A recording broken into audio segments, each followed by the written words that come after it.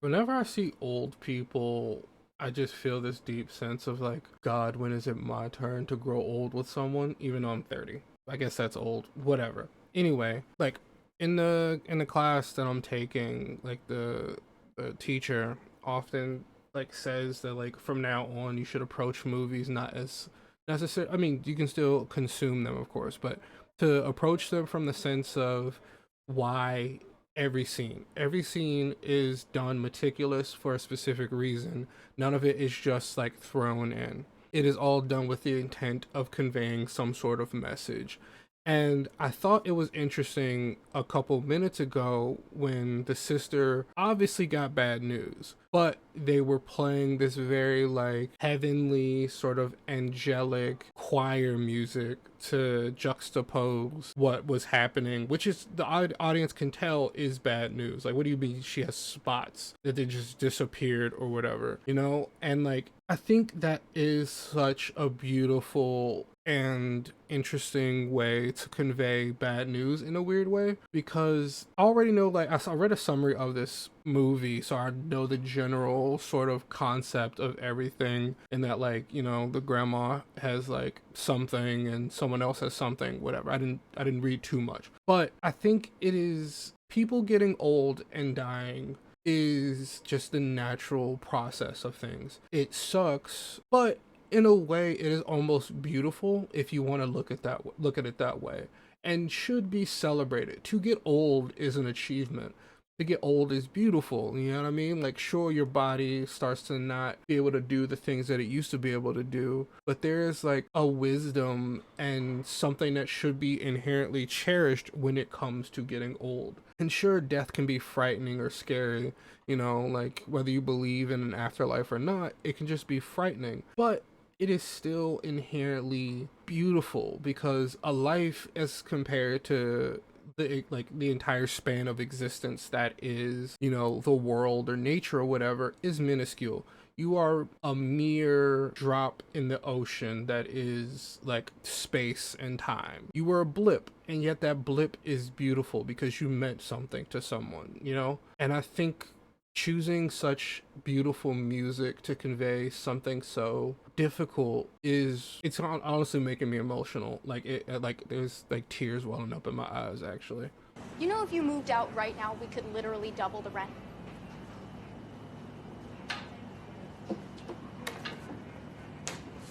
So what, you broke again? Maybe Mao had a good point. Are you always going to live like this? She has a stage 4 lung cancer. The doctor says... God, this movie's gonna make me fucking cry. I can already tell. It's just, I don't know. Like, my grandmother has had cancer before, and I just have a soft spot in my heart for old ladies. Like, to such a degree that when I was a child, and this isn't an exaggeration or made up, when I was a child, I used to have dreams of being a Boy Scout so that I could help old ladies across the street. So I will just always have this soft spot for old ladies, and just like, I like the same way a lot of people feel about like dogs in a movie, times 10 for me. But like an old grandma having cancer being the plot of this movie is going to break me in ways that I can already tell I'm not going to be okay with. It's not the cancer that kills them, it's the fear. I wish I had Chinese friends to confirm or deny that for me. Gonna tell me this. Also, what a horrific place to be in. Like, I don't know. I get it. Like, you want to give this person who is terminally ill some peace of mind. Hopefully, like, they don't degrade to a point where, like, they start to notice it themselves, but, like, they are able to die with some dignity and peace. I completely understand. But, like, she talks to her grandmother every single day. At what point, you can't just mean to tell me like, oh, I have 3 months to see my grandmother before she dies and I'm never able to see her again. At that point, well, all right, fuck it. We're just going to tell her then, because I'm going to see my grandmother. You know what I mean? Like, you all have to now cope with whatever's going to happen, but you're going to allow me to see my grandmother regardless. So what are we going to do about this now? Like, I'll start selling feet pics if I gotta afford a way to get to China, but I'm getting to China and I'm gonna see my grandmother. hell, what they don't know won't hurt them. Sure, absolutely. You know what I mean? I completely can understand and can even get behind like wanting a loved one to go with some semblance of dignity. I can't get behind wanting to not allow someone's grandchild or like a loved one not be around someone as they die. You know what I mean?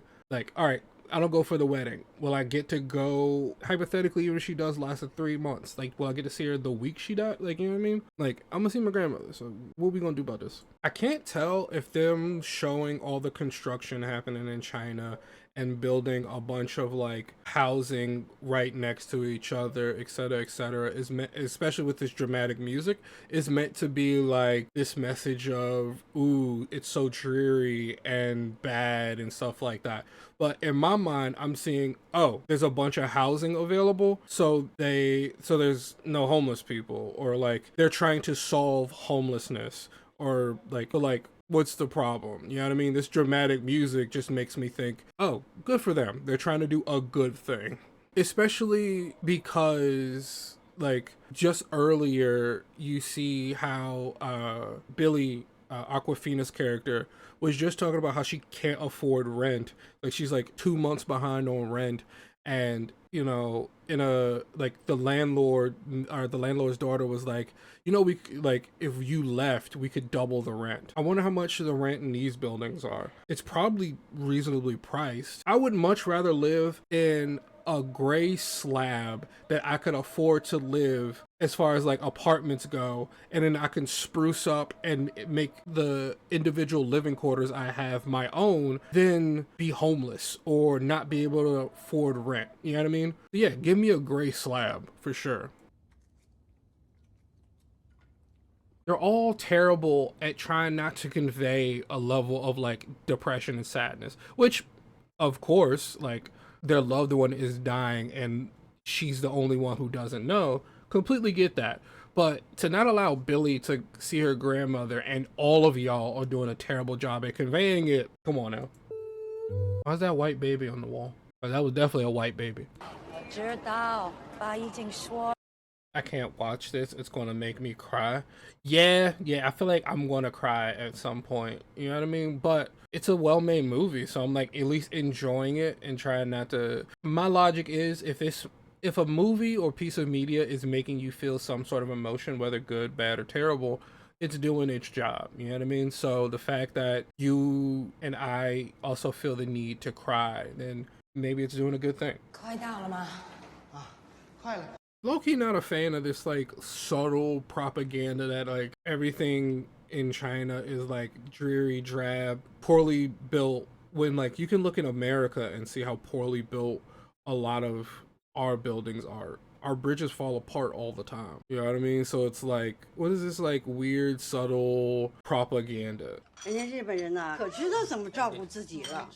High key, a person her age saying something good about Japanese people, damn near a miracle. When are they gonna let you know? I don't know, Dad.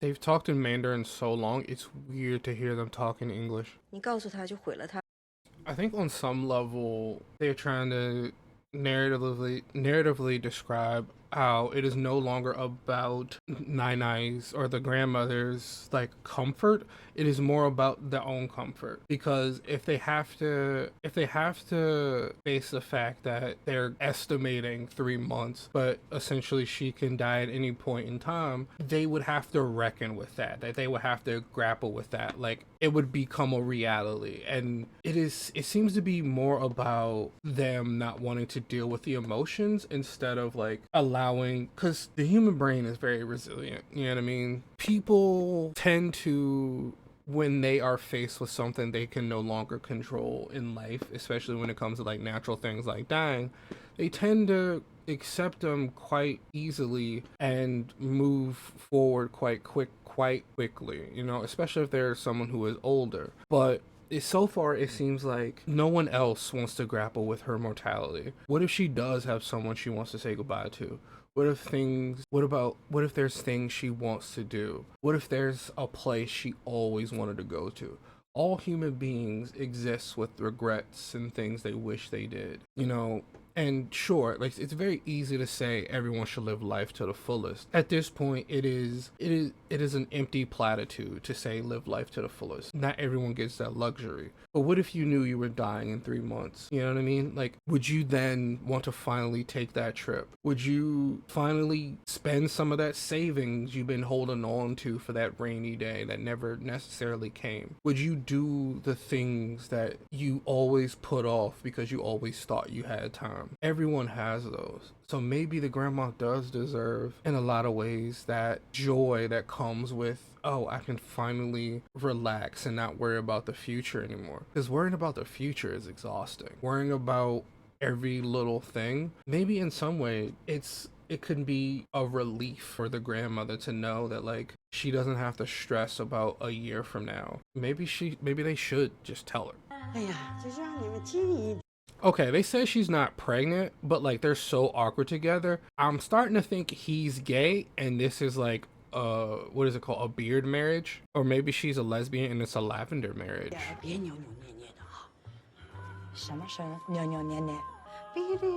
I don't get it. What's it, like mopey kind of thing? Is that what it means? Neo nene? Did I say that? That felt racist coming out of my mouth. I'm sure I offended somebody.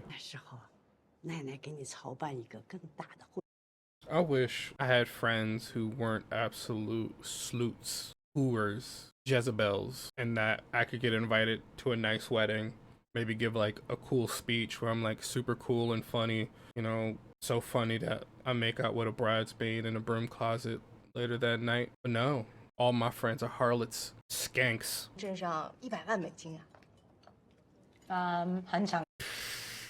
If there's a timeline on it, maybe I'm getting close, cause goddamn.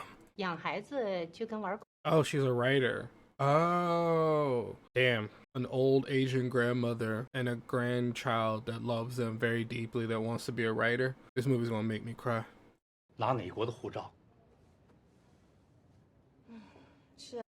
You know what? I like that interaction a lot. It shows, I like a lot of stories where it shows first generation children interacting with their immigrant parents, because I think it can show a lot of, I think it could just tell a lot about the priorities and just the vast difference that comes with someone who moved to America, left their home country, and sees America, or like the place that they moved to, as this place of vast opportunity, and someone who has actually had to try to develop their own life here and not necessarily had the same opportunities as like someone who had like incredibly rich or wealthy parents. Sure, you can make it in America, but you can make it anywhere. The point is you need to have luck. You know what I mean? There is no American dream. Well, there is an American dream, you know, but it's ultimately a dream. And the people who actually get to participate in that dream typically aren't immigrants or the children of immigrants necessarily. You know, 9 times out of 10, sure, your parents may have had some success, but first generation, you're practically American, so you're going to have to deal with American problems. But you also have this pressure from your immigrant parents who see Western countries as this beautiful, vast land that it is so different from their home country that why aren't you successful? Why aren't you as nearly as successful? Well, because it's luck. You know what I mean? Like, a lot of immigrants come here and don't have any success. Hell, there's a lot of immigrants back in a lot of people's home country that weren't even able to immigrate to Western countries. You know what I mean?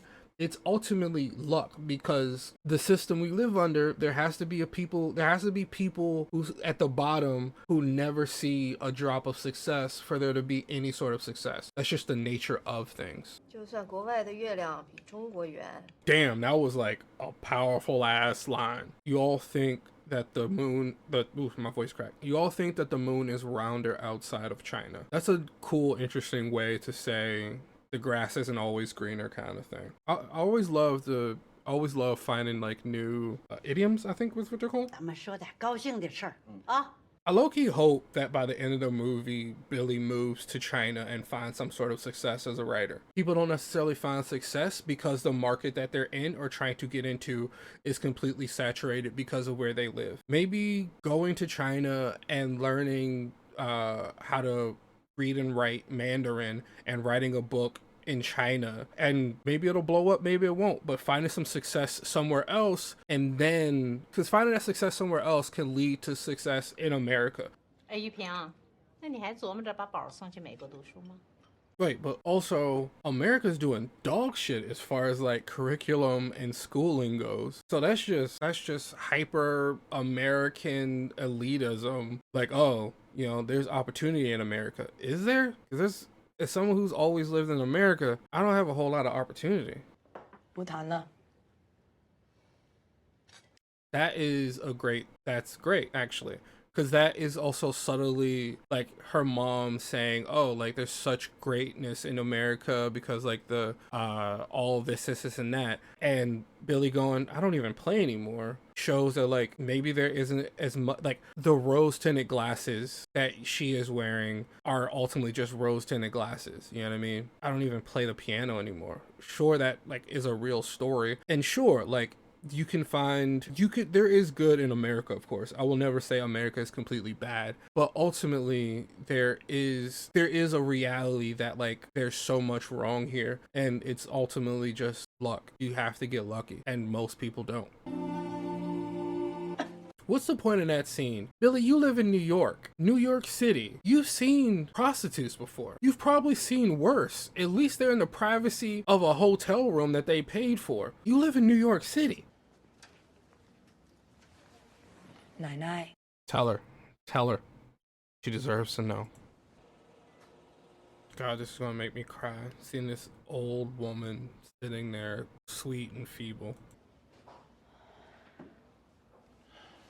如果奶奶知道， I like the subtext of this movie. Like, sure, the overall plot is a grandmother, like an aging woman, you know, the matriarch of this family gets cancer, and the subplot is just so many things of like, oh, like how does a family navigate doing this? Like, do you tell her, like, you know, because it's traditional to not in China not tell them or whatever, you know, and then you have like this subtext of like these sort of generation, like these multiple generations of like the son who lives in a, like the two sons who moved away, one still in Asia, but like very much still sort of who still clings to this Chinese pride in a way, but also still different and changed compared to his mom, who has lived in China her entire life, of course. And then you have a son who moved to America, and you know, this sort of like clashing of Western and Eastern beliefs, all revolving around this grandmother and her illness. And is this okay? Is it okay to not say anything? You know, like, is it time to just break this chain? And I think you can make a bigger argument or a larger argument of like tradition versus modern understandings, you know, and how to navigate not necessarily losing tradition, but also existing in a time where sort of more conservative views on things doesn't work. I want to be an old man pouring my old wife some hot water to soak her old feet. 因为你把生命看成是个体的，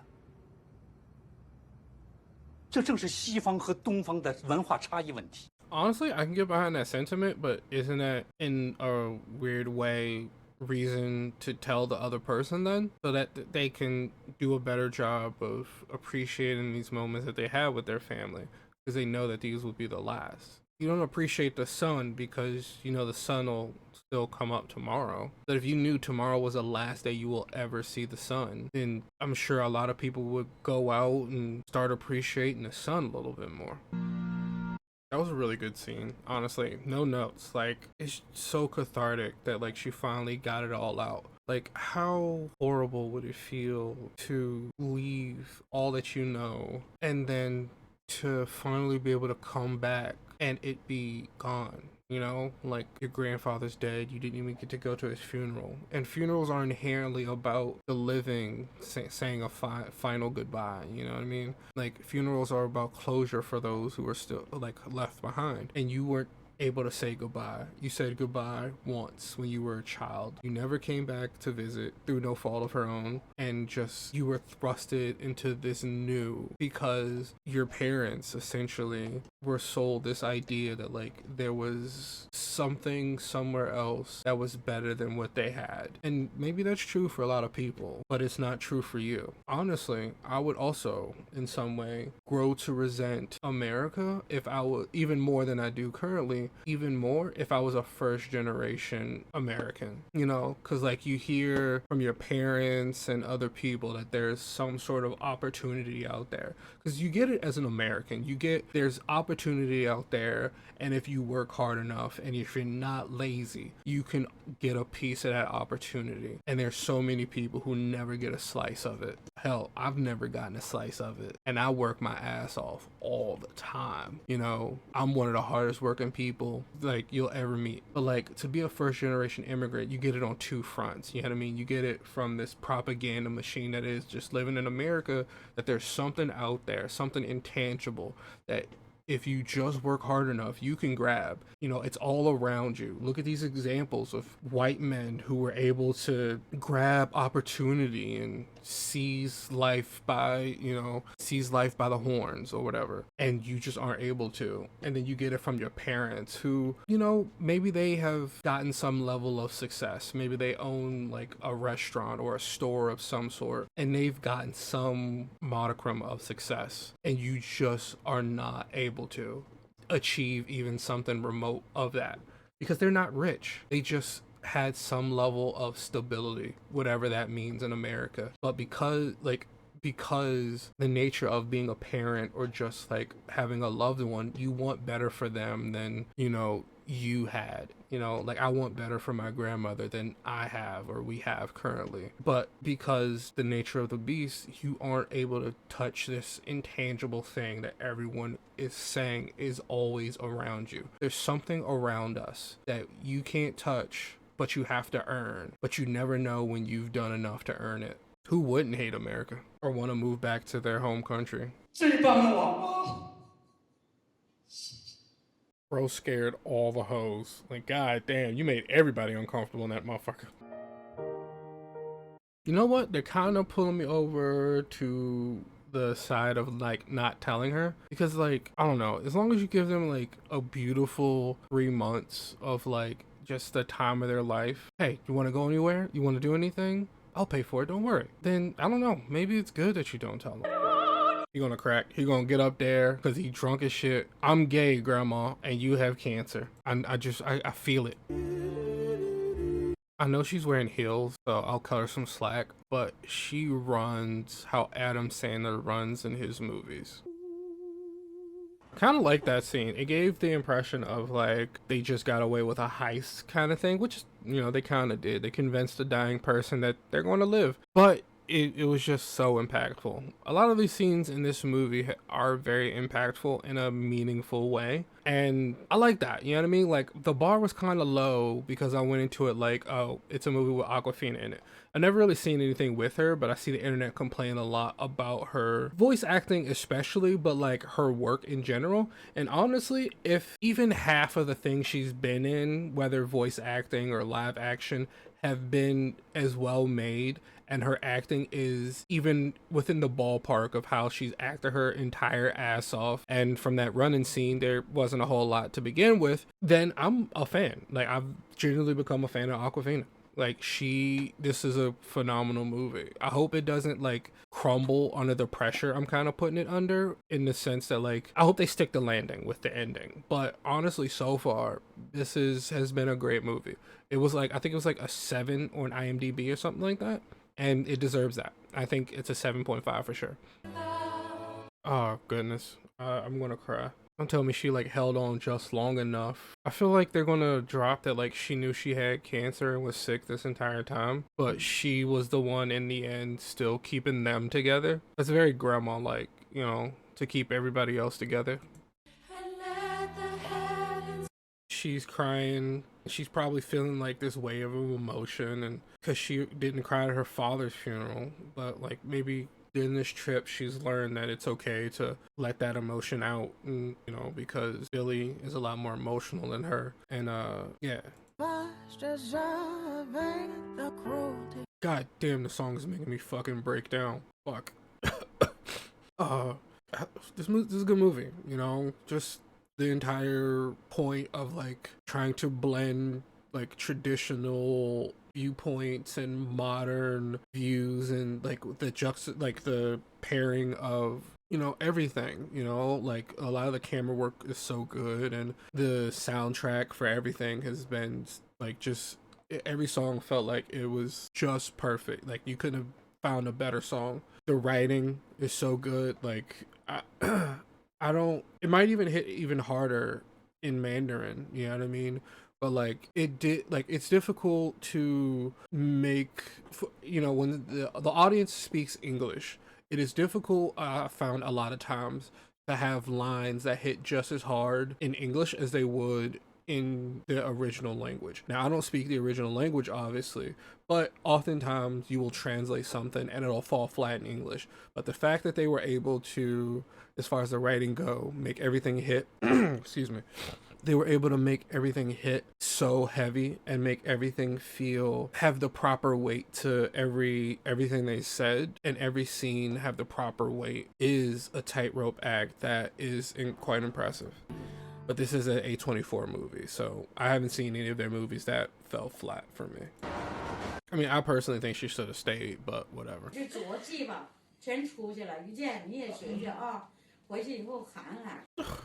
That's good.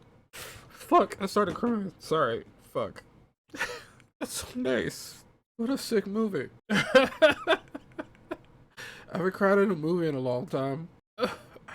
Honestly, I think I'm like too distraught to give my thoughts. It was a good movie. I liked everything about it. The fact Nai is still alive, hopefully, at least when this movie was made, is makes this at least a 9 for me. Yeah, I'm a end stream and go hug my grandmother. Thanks for hanging out. Peace.